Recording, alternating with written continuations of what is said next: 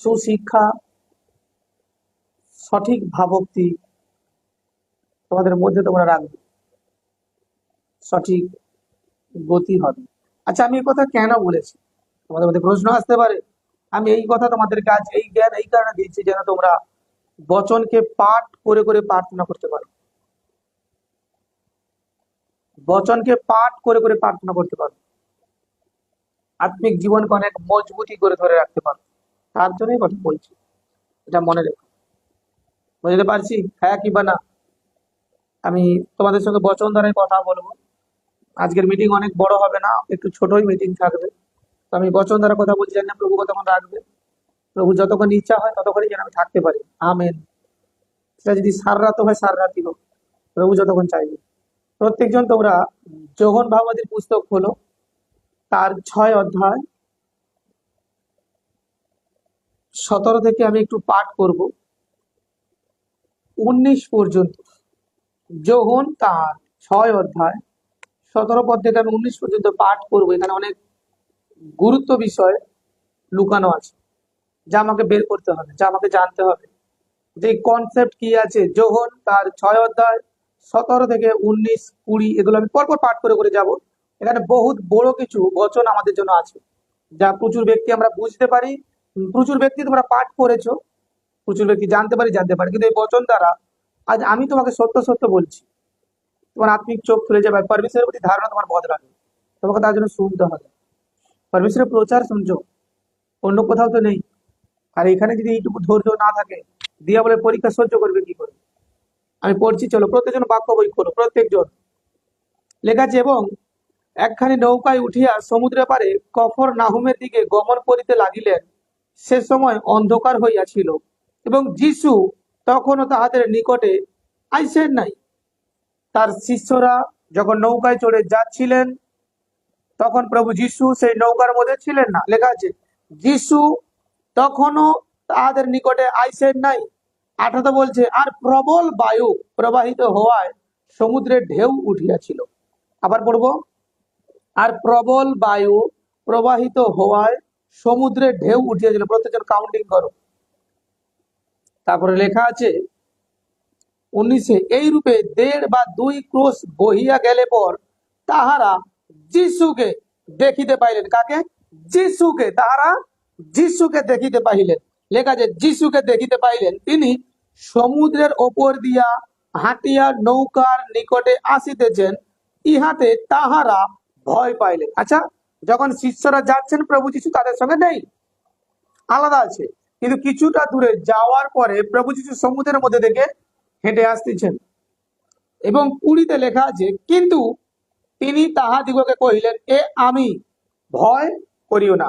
Amen. অন্ধকার, একটা সমুদ্রের মধ্যে ঝড়ো হাওয়া এবং বজ্র বিদ্যুৎ চলছে।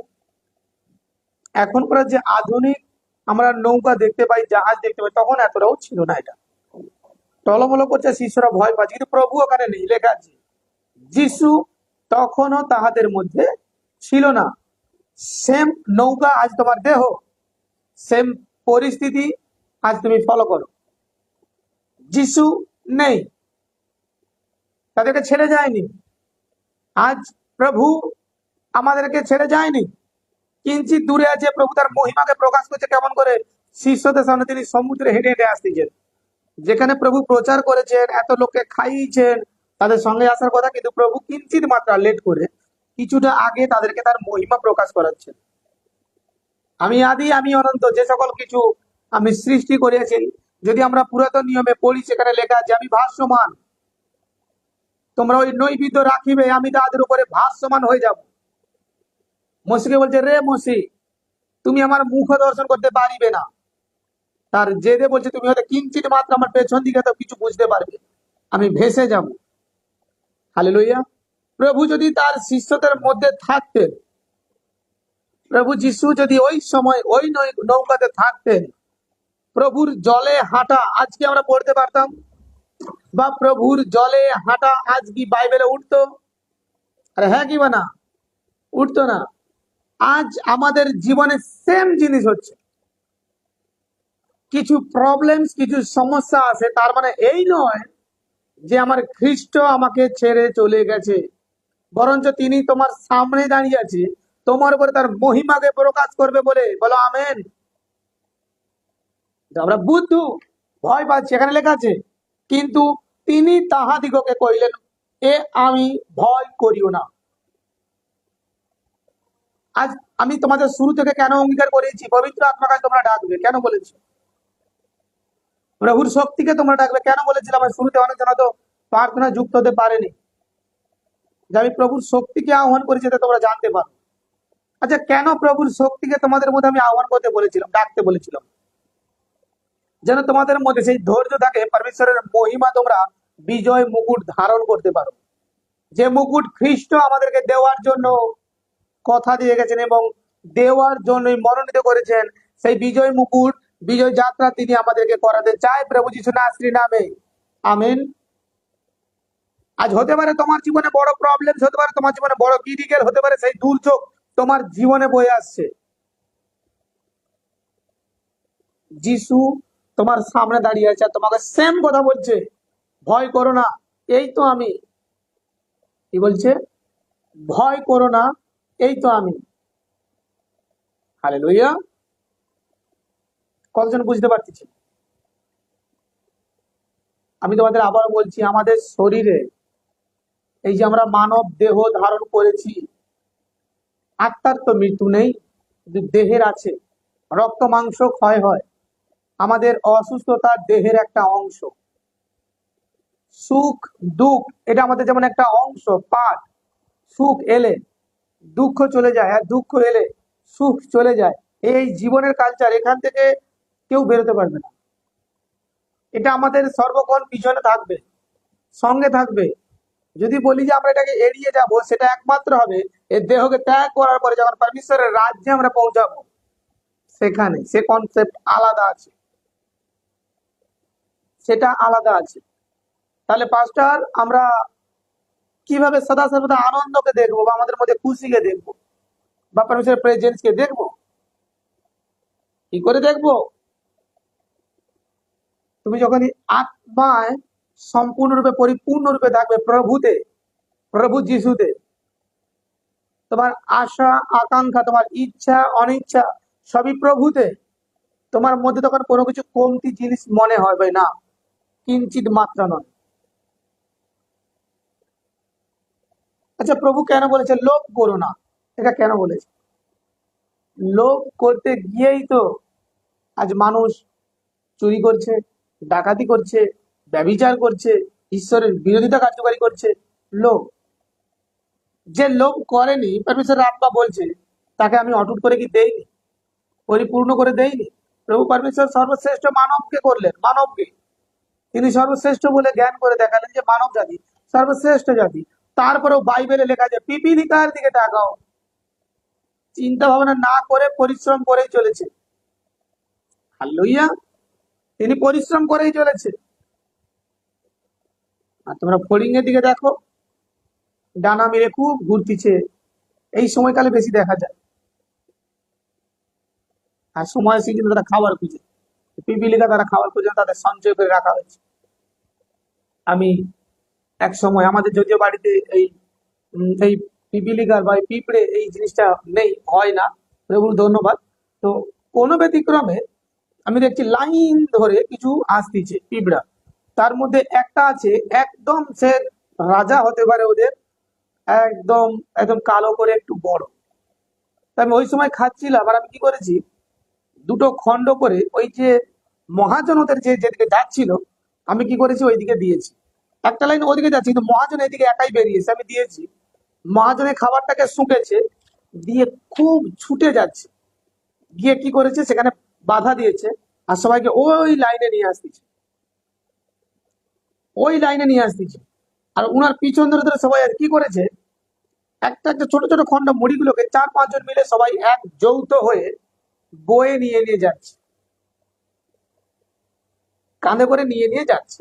খুব আনন্দ, হেই ওরে হেই ও, হয়তো ওদের ভাষা যেটা ওরা হয়তো বলছে, খুব আনন্দের সঙ্গে বয়ে নিয়ে যাচ্ছে।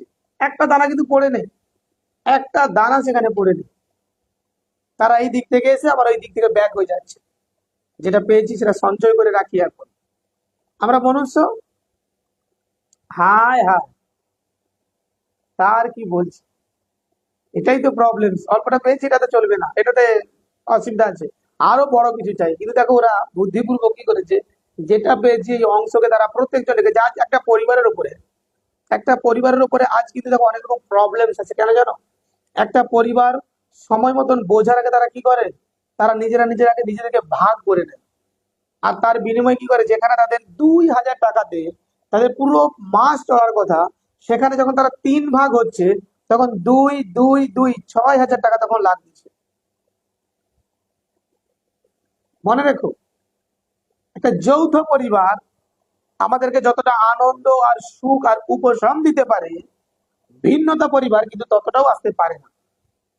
মিলিয়ে দেখবে, যদি আগে করার কালচারকে আমরা দেখি, প্রত্যেকটা ব্যক্তি তারা এক থাকতো, একসঙ্গে থাকতো, যৌথ পরিবার হয়ে থাকে, তাদের মধ্যে একটা শক্তি থাকতো। কিন্তু আজকের কালচারে সেটা কিন্তু নষ্ট হয়ে গেছে, আর নেই। আজকের যদি দেখা যায়, তোমরা স্কুলে যদি তার মা তাকে, অনেক জায়গায় আমি দেখেছি এগুলো, বাচ্চাকে টিফিনও দেয়, শিখিয়ে দেয় তুই নিজে পেট ভরে খাবি, অন্য কাউকে দিবি না। ও দানি হয়ে গেছে একদম। তার ছেলে মেয়েটাও বড় হয়ে যা রোজগার করে একাই খায়, বাকি অংশ তাকে দিয়ে আসে বৃদ্ধাশ্রম। কালচার আমরা নষ্ট করি, নিজেরা নিজেরা নষ্ট করি। আমি তোমাদের সত্য সত্য বলছি। আমি দেখলাম যে সত্যি বাইবেলে হিতোপদেশে লেখা আছে, রাজা সলোমন যিনি প্রখর জ্ঞানী, তিনি লিখেছেন। সত্যিই তো, কিছু জিনিসকে তো আমাদেরকে বাস্তবতায় মিলাতে হবে। অদ্ভুত বিষয়কে সেখানে দেখা যায়, তা আমাদের মধ্যে সেই জিনিসটা নেই আজ। এই বিষয়ে আমি তোমাদের মধ্যে বলছি, তোমাদের মধ্যেও এই প্রবলেম, সেই সমস্যা। আমি কেন তোমাদেরকে সাংসারিক দিতে বোঝানোর চেষ্টা করছি, এখানে অনেক গভীরত্ব আছে, আমি তোমাদের বলছি। আজ তোমার দেহ একটাই, অঙ্গ প্রত্যঙ্গ প্রচুর ছড়িয়ে ছিটিয়ে আছে, এবং প্রত্যেকটা অঙ্গ প্রত্যঙ্গ কার্যকারী। কার্যকারী নেই কোনো অঙ্গ প্রত্যঙ্গ নেই আমাদের মধ্যে, প্রত্যেকটা কার্যকারী, প্রত্যেকটা সন্তানের কাছে। হালেলুয়া। তো এখানের মধ্যেও আমাদের কোনো সাইড ইফেক্ট হতেই পারে। তো তার জন্য পবিত্র শাস্ত্র বলছে, যখনই তুমি আমাদের যুক্ত থাকবে, পিতা পুত্র পবিত্র আত্মা, যখন তুমি আমাদের যুক্ত থাকবে, আমার মহিমাকে তুমি স্বচোখে দেখবে। পাস্টার, আমি তো প্রত্যেক সপ্তাহে আপনার মিটিংকে শুনি, প্রফেটজি প্রত্যেক সপ্তাহে মিটিং শুনছি, তা তো তুমি আমার কাছ থেকে বাহবা তো পেতেই পারো। বা আমার যারা মেম্বাররা ফলো করছে, যে সত্যি কারা কারা মিটিং এ শুনছে, দেখছে, মেম্বার, ভলেন্টিয়ার বা কালেসিয়া, বাহ, খুব ভালো। কিন্তু না, তুমি ভেতর থেকে দেখা যাচ্ছে কি না, তুমি আত্মিকতা যে শক্তি, যে বীজ, সেই বীজ কোথায় আছে? বাইবেলে আছে। তুমি সেখান থেকে নষ্ট হয়ে গেছো। আত্মিকতার বীজ কোথায় পুঁতবে? প্রার্থনা দ্বারা। ব্যাস, সেখান থেকে নষ্ট হয়ে গেছো। তো এখানে যে প্রভু যিশু কিঞ্চিত মাত্রা পরে তাদের কাছে এসেছে, 2 ক্রোশ বইয়ে যাওয়ার পরে তার যে প্রভুর মহিমাকে নিজের চোখে দেখলো, তোমার জীবনে যে আজ ঝড় ঝন্ডার ঝাপটা এসছে, হতে পারে কোনো রোগ, হতে পারে কোনো আর্থিক প্রবলেম, হতে পারে তোমার বাড়ি নেই, হতে পারে তোমার জমি নেই, হতে পারে তুমি আজ রুগী, হতে পারে তোমার মনে হচ্ছে আমি চিররোগী, হতে পারে তোমার মনে হচ্ছে আরো ক্রিটিক্যাল ক্রিটিক্যাল ইত্যাদি ইত্যাদি প্রবলেম। তুমি পরমেশ্বরের মহিমাকে কেমন করে দেখবে? এখানে শিষ্যরা নৌকাতে বসেছিল, আর প্রভুকে কথা ভয় পাচ্ছি, কিন্তু প্রভু বলছে আমি ভয় করো না। আচ্ছা, আমরা কি করছি? দূর, প্রত্যেকদিন প্রার্থনা করছি, কিছুই হয়নি, বন্ধ কর। পিছিয়ে পড়া, হয়তো যেই সময় ঈশ্বর তোমাকে ধরবে, তুমি সেই সময় অঙ্গীকার করে পিছিয়ে আসতেছ। আমি একটা কার্টুন দেখেছিলাম, ঈশ্বরীয় কার্টুন, সম্ভবত 2 দিন বা 3 দিন আগে হবে। একজন ব্যক্তি পরমেশ্বরের কাছে বিনতি করতেছে। অনেক, এই কার্টুনের মধ্যে অনেক কিছু শিক্ষা দিয়েছে। উনি যেই বানিয়েছে কার্টুনটা, আমি তাকে অনেক ধন্যবাদ করি। একজন ব্যক্তি প্রভুর কাছে বিনতি করছে, কোনো আওয়াজ নয়, তিনি কার্টুন করেই দেখাচ্ছেন। প্রচুর বিনতি করছে, তার বিনতি করার সঙ্গে তার বাড়ির উপরে পবিত্র আত্মা, এঞ্জেল এসেছেন। তিনি বলছে প্রভু আমি গাড়ি চাই, এমনই দেখাচ্ছে। আর এঞ্জেল কি করেছে, সেই সংবাদপত্র নিয়ে পারমিশনের কাছে ছুটে ছুটে যাচ্ছে। তিনি যাবে, সেখান থেকে পারমিশন নিয়ে আসবে, এমনই ভাবে তারা সাজিয়েছে। যাচ্ছে যাচ্ছে, সেই ব্যক্তি ধৈর্য ধরেনি। সেই ব্যক্তি কি করেছে, পারমিশনের কাছ থেকে প্রার্থনা দিয়ে উঠে 2 দিন 1 দিন অপেক্ষা করে সে কি করেছে, কোনো বাবার কাছে গেছে। সেই বাবা কি করছে, তার কাঁধে পা তুলে, যেমন সে ঝাড়ে না এইভাবে এইভাবে করে, এইভাবে জল ছিটাচ্ছে, মন্ত্র করছে, এইভাবে করছে। কিন্তু পবিত্র আত্মাকে আছে পরমেশ্বরের কাছে, যে তোমার পুত্র, তোমার সন্তান গাড়ি চেয়েছে, পরমেশ্বর তাকে গিফট করেছে, পবিত্র আত্মা নিয়ে আসতেছে। যখন এসে দেখে সেই ব্যক্তি সেই বাবার কাছে ঝাড়ফুঁক নিচ্ছে, পবিত্র আত্মা নিয়ে রিটার্ন চলে যাচ্ছে। আর সেই ব্যক্তি কিঞ্চিত মাত্রা দূরে সরে এসে মাথায় হাত দিয়ে বসেছে, আর চিন্তা করছে আমার তো গাড়ি এবং বাড়ি এবং অর্থ চাই, সাময়িক সুখ বৃদ্ধির জন্য হয়তো কিছুকালীন জন্য সরে গেছিল, কিন্তু পবিত্র আত্মা এঞ্জেল তার প্রার্থনাকে শুনে প্রভুর কাছে পৌঁছাতে গেছিল, যেন প্রভু তাকে সেটা দেখে, কিন্তু যখন নিয়ে এসছে দেখে নেই। এখানে স্টোরি ছোট, এইটুকুনি স্টোরি বহুত বড় মাত্রা দিয়েছেন যিনি বানিয়েছেন। স্যালুট তাকে, যে একটা এত ছোট ভিডিওর মধ্যে থেকে এত বড় একটা তিনি অভিজ্ঞতাকে শেয়ার করেছেন এখানে। আজ আমাদের খ্রিস্ট জীবনে এটা হয়।